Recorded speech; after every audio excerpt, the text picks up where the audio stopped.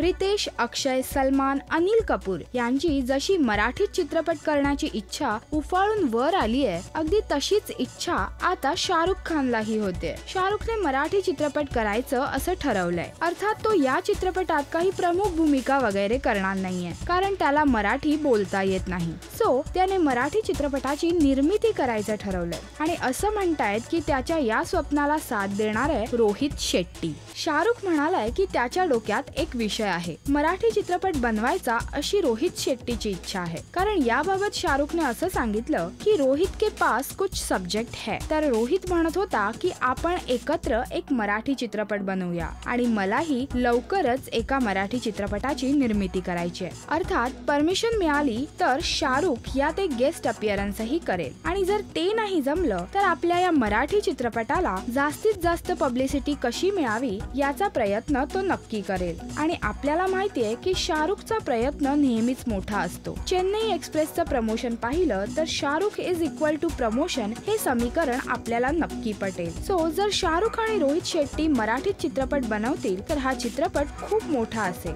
पण एक शंका अशीही येते की या दोघांच्या चेन्नई एक्सप्रेसने दुनियादारीशी घेतलेले पंगे पाहिले तर त्यांचं हे वागणं मस्का मारण्यासारखंही वाटू शकेल। तुम्हाला काय वाटतं आम्हाला नक्की कळवा।